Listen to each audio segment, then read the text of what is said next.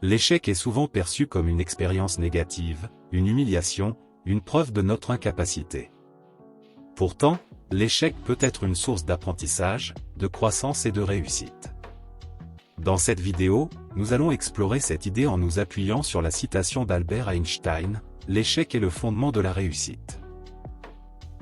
L'échec est une opportunité d'apprendre. Lorsque nous échouons, nous avons l'occasion d'identifier nos erreurs et de trouver des moyens de les corriger. Nous pouvons également apprendre de l'expérience des autres qui ont échoué avant nous. Par exemple, si vous échouez à un examen, vous pouvez analyser vos erreurs et identifier les domaines dans lesquels vous devez vous améliorer. Vous pouvez également consulter vos amis ou des professeurs pour obtenir des conseils. Un bel exemple. Steve Jobs a été viré de son propre conseil d'administration avant de fonder Apple, l'une des entreprises les plus prospères au monde. L'échec nous rend plus forts. L'échec nous oblige à sortir de notre zone de confort et à nous confronter à nos limites. En surmontant l'échec, nous devenons plus résilients et plus capables de relever des défis. Par exemple, si vous échouez à un entretien d'embauche, vous pouvez apprendre à mieux vous présenter et à répondre aux questions difficiles. Vous pouvez également développer votre confiance en vous. Un champion international. Michael Jordan a été viré de son équipe de basket universitaire avant de devenir l'un des plus grands joueurs de tous les temps. L'échec nous rend plus humbles. L'échec nous rappelle que nous ne sommes pas parfaits et que nous avons encore beaucoup à apprendre. Il nous rend plus ouverts aux critiques et aux conseils. Par exemple, si vous échouez à un projet, vous pouvez demander à vos professeurs ou à vos amis de vous donner leur avis. Vous pouvez également apprendre à accepter les critiques constructives. Un dernier exemple. J.K. Rowling a été rejetée par 12 éditeurs avant de voir son premier roman, Harry Potter, publié et devenir un succès mondial. Écoutez maintenant ses enseignements en matière de succès. Country's regime, his mother had been seized and executed. Every day of my working week in my early 20s, I was reminded how incredibly fortunate I was to live in a country with a democratically elected government, where legal representation and a public trial were the rights of everyone. Every day, I saw more evidence about the evils humankind will inflict on their fellow humans to gain or maintain power. I began to have nightmares, literal nightmares, about some of the things I saw, heard, and read. And yet, I also learned more about human goodness at Amnesty International than I had ever known before. Amnesty mobilizes thousands of people who have never been tortured or imprisoned for their beliefs to act on behalf of those who have. The power of human empathy leading to collective action saves lives and frees prisoners. Ordinary people whose personal well-being and security are assured join together in huge numbers to save people they do not know and will never meet.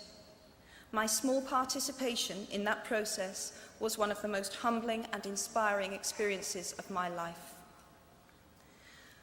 Unlike any other creature on this planet, human beings can learn and understand without having experienced.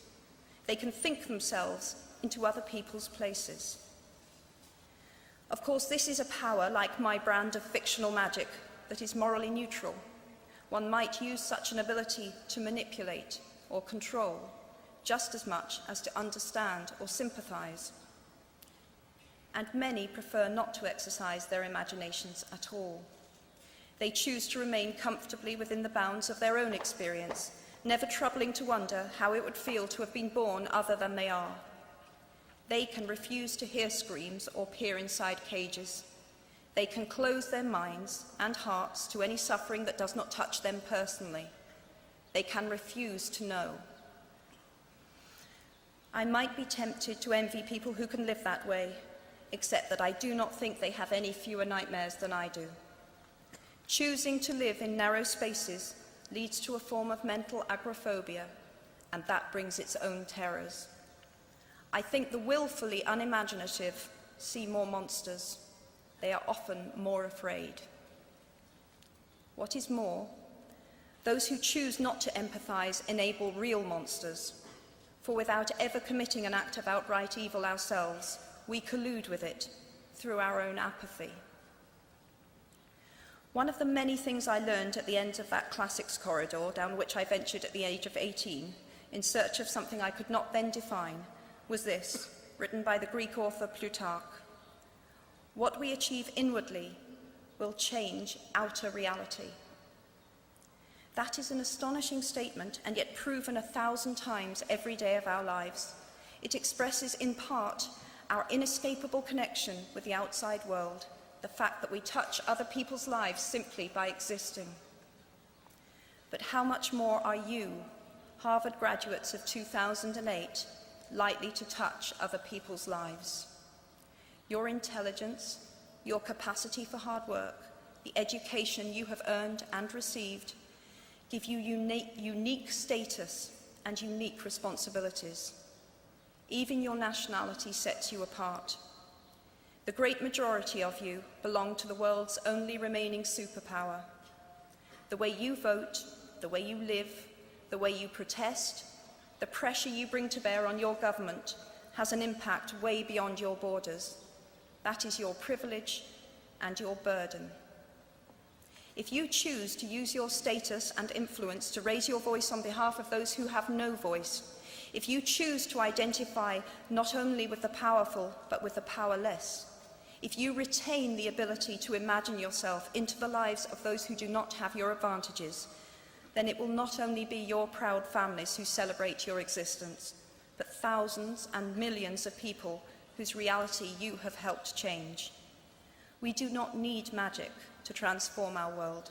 We carry all the power we need inside ourselves already. We have the power to imagine better. I am nearly finished. I have one last hope for you, which is something that I already had at 21. The friends with whom I sat on graduation day have been my friends for life.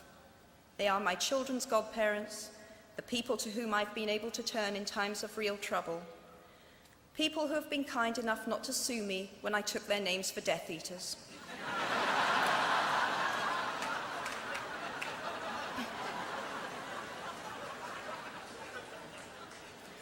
At our graduation, we were bound by enormous affection, by our shared experience of a time that could never come again, and of course, by the knowledge that we held certain photographic evidence that would be exceptionally valuable if any of us ran for Prime Minister. So today, I wish you nothing better than similar friendships. And tomorrow, I hope that even if you remember not a single word of mine, you remember those of Seneca, another of those old Romans I met when I fled down the classics corridor in retreat from career ladders in search of ancient wisdom. As is a tale, so is life. Not how long it is, but how good it is what matters. I wish you all very good lives. Thank you very much.